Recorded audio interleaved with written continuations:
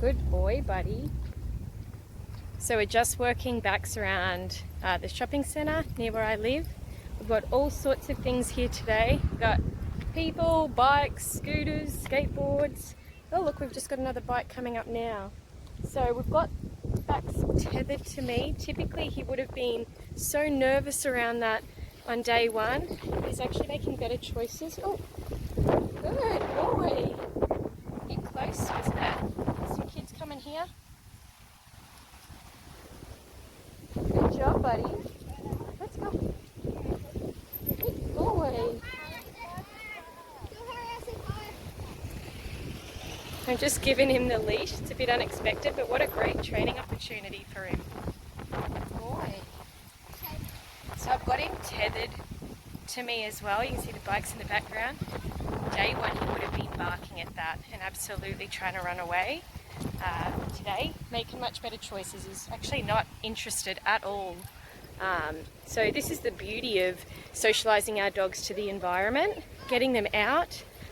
Obviously, we've got to do it at their pace as well. We don't want to push them if they're not ready for it. But he's definitely making some better choices around things that he's not sure of now. And that's the beauty of when you start adding some structure into your dog's day, is sometimes you never have to address certain issues head on. They just start to dissipate, you know, as the days pass, because the dog knows that there's certain expectations of them. So what you start to see is a dog that wants to follow you and trusts following your lead, versus a position where they feel they've got to make all the decisions. That's good. Good boy. That was huge progress for him today. Our dogs are really looking for someone to rely on, to depend on. They're looking for that predictability. I know a lot of the times we feel like it might be boring or strict, but our dogs really need that security in that they can relax into being a follower. They don't want to take the lead most of the time.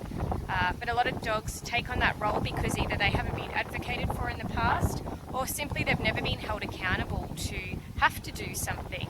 As dog owners, sometimes we can feel like we're doing something for the dog. You know, we can say, I'm letting them be a dog, I'm giving them freedom. But what we're actually doing is we're doing that for us. We're doing that because we feel it makes the dog look happier or freer or something like that.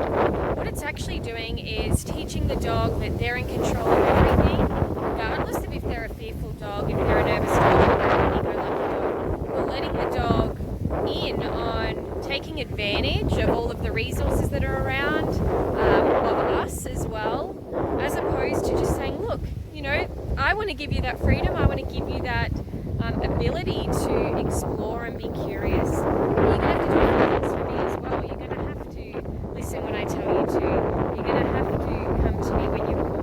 You're going to have to lay in a bed sometimes and just switch off. As owners, we go right into giving that freedom right off the bat, when it's really for us and not for the dog.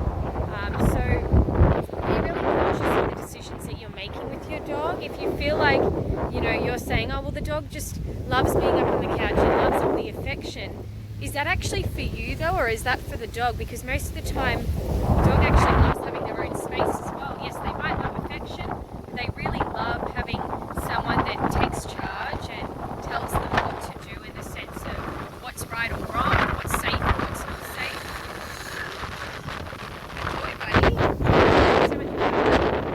Especially nervous dogs, do you know what I mean? To feel like they've got to make decisions, because it's like I always say, if you've got a person with anxiety, the last thing you want to do is be the one making all the decisions.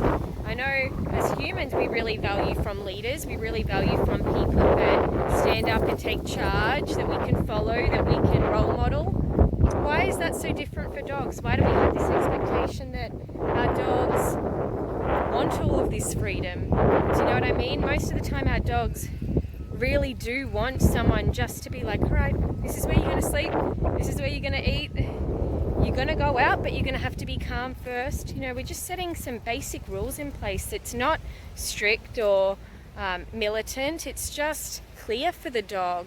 And it's simple as well, as opposed to giving the dog free roam and then getting angry or upset with them when they chew the couch or when they pee inside, or when they bark at the door. it's, I think a lot of the times really just understanding as humans, is it for us or is it for our dog? And I think when we get clear on doing something for our dog as opposed to doing it for our own needs, we start to see things start to change pretty quickly. From a lot of my experience now working with different owners, I guess a common thing that I see and that I hear from owners is that they actually just want their dog to be calm. They actually want them to ignore other dogs or just be neutral around things that they might bark at or might be scared about. And I think that we give our dogs mixed messages when we let them do whatever we want in the house, and then we have this different set of guidelines, say when people come over or, you know, when we go outside, that's so unrealistic for our dogs to ever meet that particular goal or outcome, because we've said to them, hey look, in the house when no one's around, you're allowed to be up on the couch, you're allowed to jump all over me, you're allowed to eat when you want, do what you want. But, you know, when there's more distractions, when family's over or when we go to a busy park, you're expected to lay there and ignore everything. And, you know, I know it's not intentionally owners' fault. I know most of the time we're doing the best that we can. But it's also time to have a little common sense with some things and think, hey look, this might actually be confusing to the dogs. It might be confusing to say, hey look, there's a different set of guidelines or rules when people are here or people are not here.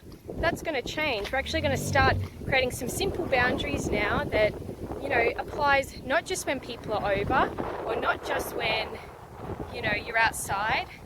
It's going to apply all the time, so that way it's super clear for you. You know what's expected. I know exactly where you should be and what you should be doing, and we can build upon that and we can start adding more structure, more freedom, the more the dog is starting to make better choices.